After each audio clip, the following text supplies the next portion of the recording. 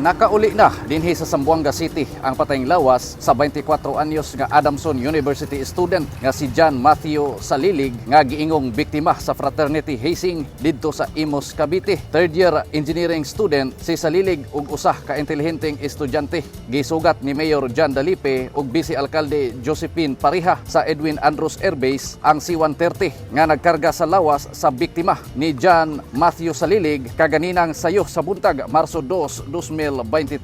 Nagpadangat sa ilang pahasubo ang mayor o vice mayor sa pamilya sa biktima samtang gipakanaog sa eroplano ang kahon nga nahimutangan niini. Si Mayor John Dalipe misaad ngadto sa pamilya ni Matthew Salilig nga motabang ang lokal nga panggamhanan sa ilang mga panginahanglanon. Nanawagan usab ang alkalde sa tanang mga fraternities nga patalinghugan og ilhon ang Philippine Anti-Hazing Law. Namatay si Salilig niadtong Pebrero 18 og nakaplagan ang iyang patayng lawas nga gilubong ang walay sapot nga biktima sa usa ka mabaw nga bangag sa hilit nga didto sa Imus, Cavite niadtong Pebrero 21. Sumala sa pamilya ang amin lang ngayon ay magkaroon ng hustisya ng pagkamatay ng aming anak na si John Matthew.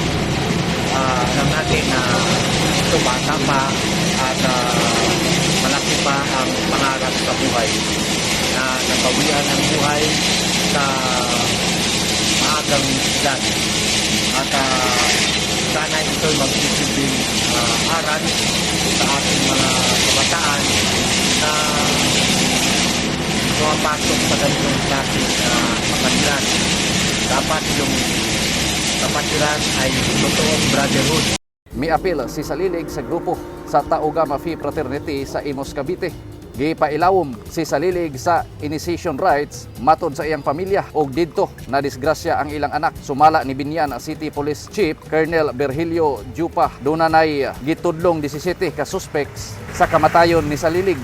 Nakakuha usab sila og upat ka witness nga kauban ni Salilig sa dihang gihimo ang initiation rites. Sumala sa usa ka witness, Pebrero 18 alas 3 sa kadlawon, nagsuka-suka si Salilig samtang gibiyahe sila paingon sa Manila ug namatay kini sulod sa sakyanan. Sumala sa Binyan Police, 70 ka hapak sa padel ang nadawat ni Salilig. May pagawas og pamahayag ang Tau Gamma Phi og gikondina ang maong hitabo ug matud pa nila dili nila ginatugutan ang susamang kalihukan. Gihaya karon si Salilig sa usa ka pribadong punerarya sa Gobernador Alvarez Street niining syudad.